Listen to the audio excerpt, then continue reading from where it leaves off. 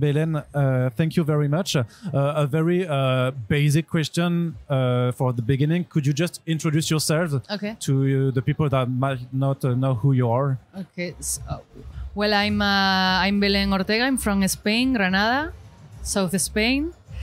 And I'm working as a comic artist and illustrator. And I was talking with your partner that I have like 9 years professionally working in this, so almost 10. You started out as a manga enthusiast, a fan of Japanese culture and style and anime. You actually studied in Japan a bit, I think, in Osaka? Yes. When I was a kid, when I was about 10, something like that, I started watching manga on TV, anime. And that's why I fell in love with the manga culture and Japan and everything. And then when I was older in the university, I asked for exchange from my university with Japan, and I was lucky. I got the, the beca? It's like la promotion. The university have a promotion that sends you to a foreign country.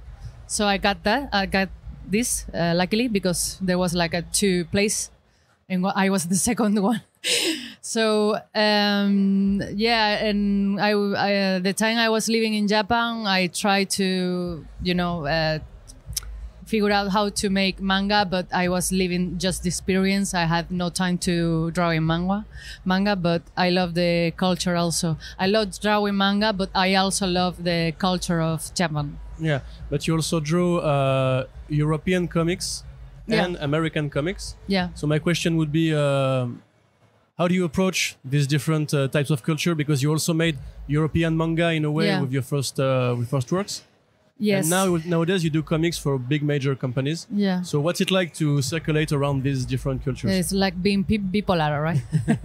No, I mean, my first manga, I do it when I was 23. So it was a very hard experience because it's a very long project with 190 pages around. So the thing is, in Spain and Europe at that time, drawing manga was very, very economically very bad situation. So if you want to live working on comics, manga is not maybe the best choice. So that's why I changed. So I mean, I also wanted to keep getting better as an artist and grow professionally. So for that, I have to change from manga to BD, and after la BD, I try to make some space for me too in the American market. That's why, and I can do it because I think I love the change. Yeah. Some people just can, or they want just draw in one way, but I really love to change my style and trying to do always something different, because as an artist, I love the challenge. Yeah. So for me, I think it's better because I can work on every market. So it's more, the work possibilities is bigger for me than just drawing manga. So it's more like a survive thought that, if I want to live drawing comics, I should do something more than manga. So basically. How did you came to be in contact with Heavy Metal magazine, which was, I think, your first foray in the United States? They contact me. Okay. You just found out about your work? Yeah, by Facebook. I think there was a guy who was Latin and told me, you want to do this? Okay, let's do it. Okay. That's easy. Was it the same for Chip Zdarsky when you started out to do Catwoman? If I'm talking with him, you mean? How did you come to be in contact with DC Comics? Okay, so the way I started working in the American market was because so the thing is, I finished Millennium Saga with Dupuy, and then after that I didn't have nothing planned. So I had the Patriarchy project with Sylvain, which is already published by GC Editions Courte.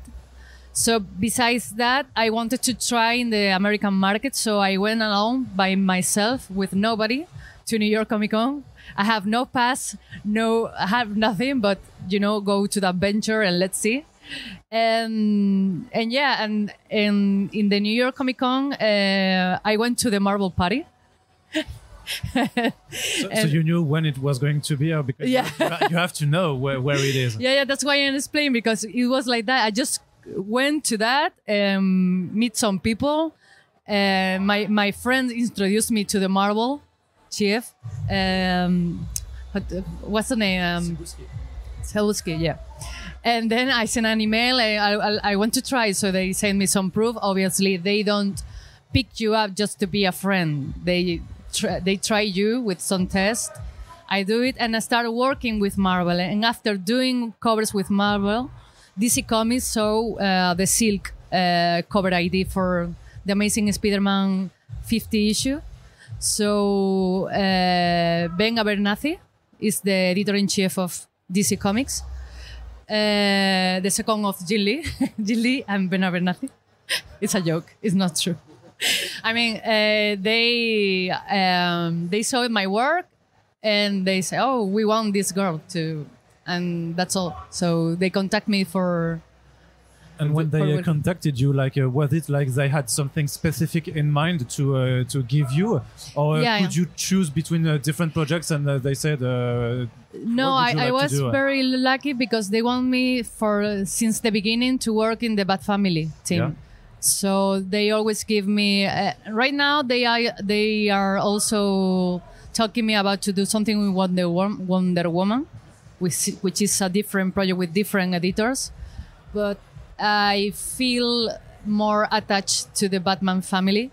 I don't know if I'm going to do something different, but right now I'm drawing Batman, and I don't know what's going to happen in the next few months. But at this moment, like you had to change your style to make it look like an American style of comics? Not today, because I think if I try to work in the American market 10 years ago, definitely I won't be. It would be a fail, totally fail. But right now, I think a guy like Tam Mora and Jorge Jimenez and me, we are that kind of new generation of people that drawing a mix, and I think they are looking for that kind of people that doing this like a more fresh, dynamic anime, more expressive characters that connects with young people. So. Okay. You said just before that you really liked the Bat family and the Batman characters. Why is that? What is appealing for you to the Bat family? Sorry, I didn't hear the question. Yeah. What's appealing to you to the Batman characters and the Bat family? Why do you like them? Why? Yeah. The thing is, sí, lo he entendido.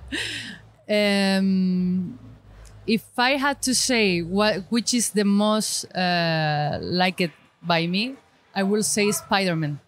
But please don't do me draw the buildings and everything with the Spider-Man. I mean, I'm more attached to the Marvel's character, but ironically, I feel more comfortable drawing the Batman characters. So, for example, when they asked me to do the Tim Drake story, just between you and me, I didn't know who was Tim Drake, okay? So I say, okay, why? Who is Tim Drake, you know? But after that, when I started working and knowing the characters, I realized that I feel more connected with that kind of stories that are more realistic, maybe? I don't know. It's more. I enjoy drawing more the human part of the superheroes. That's just a battle and action, and I think they know that in DC. So that's why they are trying to give me something that is not just pin-ups and action stories. And did you feel some kind of pressure when drawing the Tim Drake story, because there was a huge change for the character in terms of sexuality? I didn't know nothing about that. They didn't tell me nothing. So it was just a huge snowball. No, I mean, when they offered me to do the Tim Drake story, they didn't tell me nothing about what they were planning to do with him. So I had no idea. So what did you do when you discovered? What was your reaction? No, I mean, I was like, while I was drawing, he was dating a guy, but I didn't even notice because for me it's so normal. But when I put some drawings, I see that people getting very, very, very excited about it. And I was asking to my boyfriend, which is Javi Fernandez. He knows because he worked in DC Comic. And you know what's going on with this guy? Because he went like, no, I have no idea. So the thing is that people were expecting for that, but I didn't know that. So after the first issue, they told me, so Tim Drake is gay or bisexual. And I said, no, yeah, I don't know. Because dating a guy for me, it's okay. You can be or gay or just friends, you know. But for the people, it becomes like a signal. So after that, I was like more prepared for what's coming, and probably the last issue. Even I was expecting some reaction. I didn't expect at all the final reaction of the people because I get like a huge amount of calls from every part of the world for interviews and asking me for this, just for the bisexual thing. And I think it was ridiculous, really, because for me it's like a super normal thing. But for the news was like wow, it's because it was a huge change for characters which has been out for like 20, 30 years.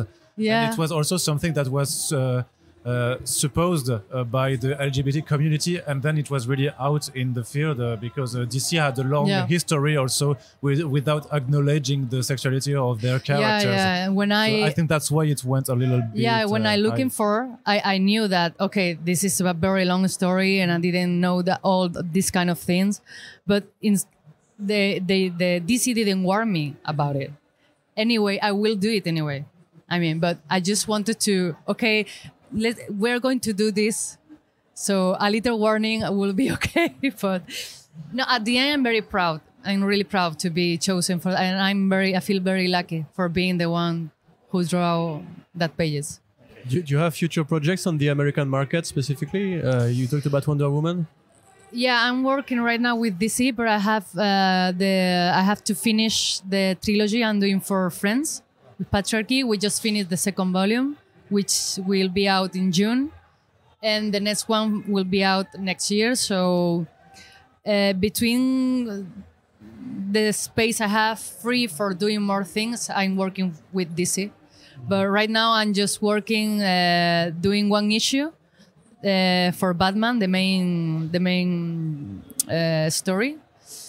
136 issue is the issue I'm drawing. So that's all I can say by now. Yeah, sure. And I hope more stuff to come in soon. So. But that was Ben that picked you to do the Batman and the Catwoman backups with Chip Zdarsky or not? Was it Ben Abernathy choice? Ben Abernathy. I was since I started in DC Comics, an editor called Dave Wilgost was in charge of me, and sadly he left DC Comics last month. So I'm already in contact with Ben Abernathy and Chip Zdarsky for this. But after this, I don't know who will be my editor because, as I said, David left. Okay. I cry, really. I will miss him so much. And have you ever thought about doing other creator-owned books, but in the American field? Because you're already doing creations in the French market with Dupuis and Courte. But would you like to try, for example, at Image or Boom or something like that? Yeah, because I don't like especially drawing superhero. Just I think it's a good story. For me, it's the best. The best option. I mean, if I can choose, I do prefer do a good story and not just superhero just because it's superheroes, you know? So, well, yeah, the thing is that I have to find the right writer with the story, and that's very difficult, but because everyone is so busy. And they are like, okay, I have like full my agenda until next 2 years. I won't be open to do. So it must be the right moment, the right person, and by now I'm good as I am, but I will try. Yeah, definitely. You said because it's true that there are a lot more European, and especially from Spain and Italy, but also from South America, artists who go to DC Comics and Marvel Comics. You have Redondo, you have Rodriguez, you have yourself. Do you think it's a trend? And do you think the editors are looking for this kind of outside of the typical American style for the next wave of comic book about superheroes? Yeah, I think I have like because I'm on my 30s, so I think young people on their 20 are more even new than we are, obviously. So I don't know what to expect, because with the artificial intelligence, they are working with that too. So I don't know what will be the choice of the publisher.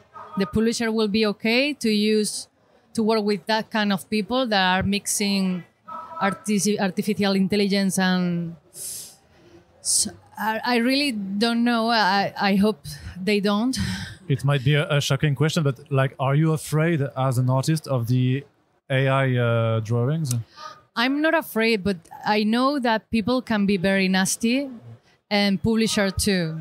So probably we are seeing just a few examples by the moment, but some people say that they are asking already for that kind of artist.